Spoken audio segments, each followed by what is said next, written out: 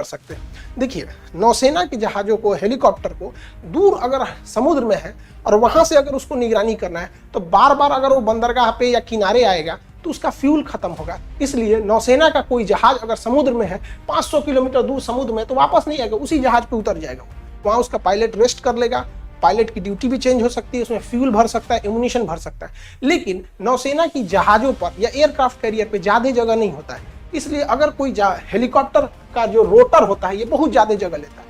इसलिए नौसेना के चाहे वो लड़ाकू जहाज हो, उनका भी विंग ऐसे फोल्ड हो जाता है, और हेलीकॉप्टर हो तो उनका जो रोटर होता है वो घूम जाता है, तो इसका ना रोटर जो होता है वो फोल्ड हो जाता है, जिस वजह से काफी कम जगह लेता है, और कम जगह लेने की वजह से वो कहीं भी खड़ा कर सकते हैं। फोल्ड करके इसे बांध दिया जाता है, नहीं तो फोल्ड किए हवा चला, तूफान उफान आया तो घूमने लगेगा यहाँ पे। इससे फायदा ये है कि इतने बड़े भारी भरकम हेलीकॉप्टर को आप छोटे से एरिया में कार की तरह पार्किंग कर सकते हैं। देखिए, ये सारे हेलीकॉप्टर खड़े हैं, सबका यहाँ रोटर ऐसे करके बांध दिया जाता है, तो ये बहुत फायदा करता है हेलीकॉप्टर में। तो इससे भी हमारी निगरानी काफी बढ़ेगी।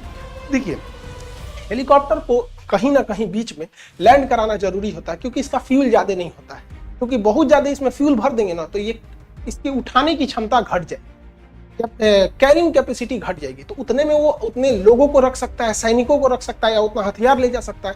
लेकिन अगर ये समुद्र में गया है तो अगर वहां उसको एक जहाज चाहिए लैंडिंग करने के लिए, तो यहाँ जहाज लैंड कर सकता है। या अगर कोई जहाज पर कोई लुटेरों ने कब्जा कर लिया, अभी देखेंगे हैती विद्रोहियों ने एक जहाज को बाब अल मंदेब जलसंधि, जिसको आंसुओं का द्वार भी कहते हैं, वहां पे कब्जा कर लिया वहां पे हेलीकॉप्टर से। तो अगर हमें कमांडो उतारना है तो उस कंडीशन में भी ये काफी हेल्प करता है, क्योंकि इसमें बैठने की भी कैपेसिटी ज्यादा रहती है, कमांडो इसमें भी बैठ सकते हैं यहाँ पर हेलीकॉप्टर पे लैंडिंग के लिए।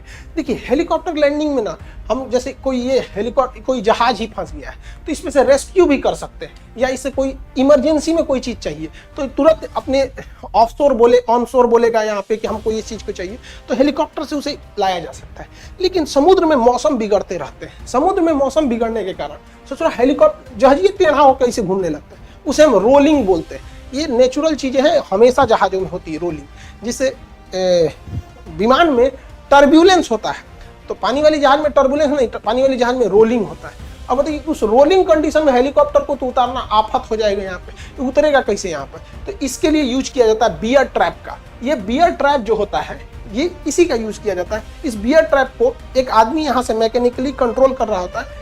कोई भी जहाज जब इसमें आता है तो अपने नीचे से एक केबल ले आता है, वो केबल इस बियर ट्रैक से अटैच हो जाता है, और इस हेलीकॉप्टर इस जहाज को ये बैठा ऑपरेटर जो होता है ये उसे सिंक कर देता है। अगर जहाज इधर घूमेगी तो हेलीकॉप्टर भी ऑटोमेटिक इधर घूम जाएगा। जैसे कनेक्ट होगा ये बियर ट्रैप से ये इसका केबल, तो ये दोनों एक ही डायरेक्शन में जाएंगे। अगर ये भी जाएगा तो ये भी जाएगा, मतलब पायलट को अब आसानी हो जाएगी बियर ट्रैप में फंसाने के बाद यहाँ पर। तो ये बहुत जरूरी होता है खराब मौसम में उतारने के लिए। देखिए, भारत जो है ना, इधर पाकिस्तान से टेंशन में है और इधर चाइना से। ये दोनों, चाइना के पास पनडुब्बियां इतनी ज्यादा हैं कि अगर हम पनडुब्बी बनाने की चालू करेंगे तो चाइना की बराबरी करते करते हमें 50 साल लग जाएंगे। और पनडुब्बी किसी भी समय इतनी छोटी होती है कि भारत के आगे ये हमला कर सकती है, खतरा बन सकती है। पाकिस्तान की पनडुब्बी IPNS साद, जब हम लोग ने सर्जिकल स्ट्राइक किया था तो यहाँ कराची के बंदरगाह से गायब हो गई थी, अंदर घुस गई थी, और हम लोग जब उसे सर्च करते गए करते 21 दिन बाद मिली थी। तो हमें ये एरिया को सिक्योर करना है, इतने बड़े एरिया को सिक्योर करना अपने आप में एक चैलेंज है, और एक तरह के हथियार से, एक तरह के एयरक्राफ्ट से आप नहीं कर सकते।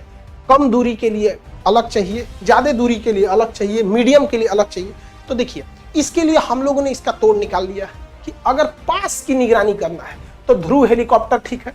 पास की निगरानी के लिए ध्रुव हेलीकॉप्टर, क्योंकि हेलीकॉप्टर को बार बार आना जाना रहता है यहाँ पे, तो पास की निगरानी के लिए हमारे लिए वही सही।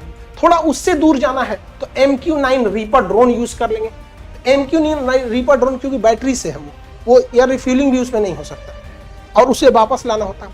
अगर ज्यादा दूर जाना है, उससे भी ज्यादा दूर अगर हम लोग को जाना है, तो वहां पे हम लोग 9 यूज करेंगे C295 जहाज टर्बोप्रॉप, क्योंकि वो एयर रिफ्यूलिंग कर सकता है। तो यहाँ हम यूज करेंगे C29, यहाँ यूज करेंगे MQ-9 रीपर यहाँ पे।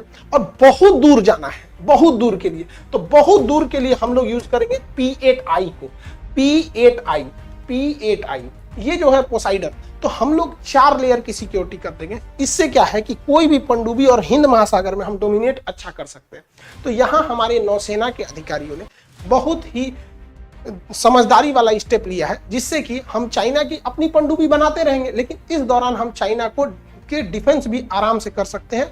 और देखिए, यही निगरानी में लापरवाही का नतीजा था कि 26/11 में मुंबई में अटैक हुआ, क्योंकि जहां वो लोग अजमल कसाब और उसकी पूरी टीम आई थी, जो वो सब जहाज को चेंज कर रहे थे सब यहाँ पर, तो हमारे पास प्रॉपर निगरानी नहीं थी।